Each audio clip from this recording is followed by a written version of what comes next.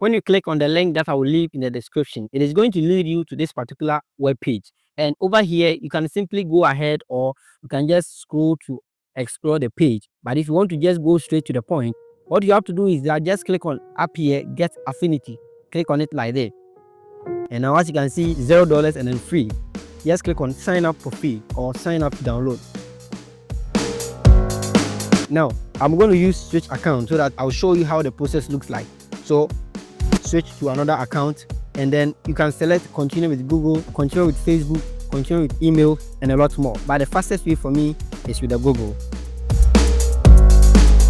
And it will bring you to this particular web page. Now, over here, what you have to do is that you can see we have desktop Mac OS, desktop Windows. Now they are saying the iPad is coming soon, so we can wait on that.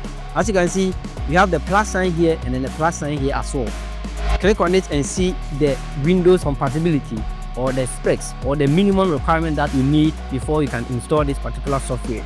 So as you can see, the supported versions of Windows is Windows 10, Windows 11, 64-bit, no 32-bit here. And as you can see, the minimum RAM is 4 GB and goes on like that. Now, when it comes to the OS or the Mac OS as well, click on this part and you can see that there is the versions of Mac OS support. So you can see the chip support, the support Mac OS, the RAM, the storage, and everything that you need to know. So you check this before you download, and it's not going to give you any issue. Now, let's come to this part here, and this is the critical part that you need to pay attention to. If you want to download, click on this drop down here, and you will see these things here. There are 4 different versions of this app that you can download. As you can see, all are in 64-bit. But one thing that you need to do is that there are ARM versions and there are straightforward ones. If you want to check if your PC is an ARM or not an ARM base, you can simply check by going to your system setting. Yes, so over here you can see that my PC, the system type, there is no ARM based 64 here. So if it is ARM based 64, that is when it is an ARM based software. This one is straightforward 64-bit. So do check and then confirm either your PC is an ARM processor or not an ARM processor. Now, let's talk about these two things. You have MSIX and then MSI/EXE.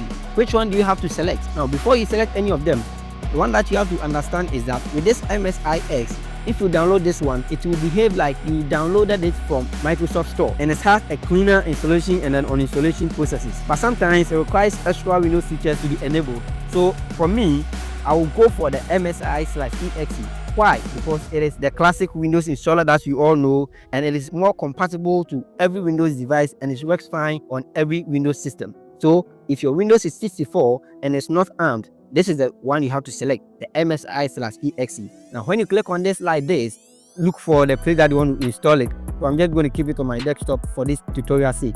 So keep it here, and as you can see, it will just start downloading right away. After downloading, make sure you locate it at where you saved it. In my case, I saved it on my desktop. So this is the file. Let me bring it here. So what you have to do is just double click on it like this,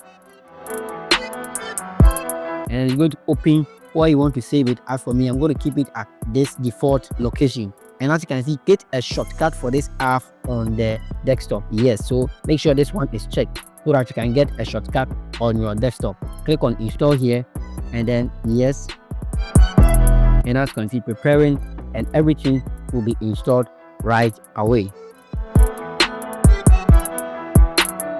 Yes, and now you can see setup completed successfully. Close it, and now try and see if it is working perfectly. So just double click on the installed app. As you can see, and I can see it on my desktop. I'm going to show you how the interface looks like if you open it fresh. So this is how it looks like. It is even telling me to update. Click on OK. On update, just do that. And now this is how the interface looks like. So it is as simple as that. These are all tutorials that will help you to understand the basics of this particular software. But if you want me to go further and then record videos on how to use this particular software, let me know in the comment section. Until next time, quench not the creativity. Peace.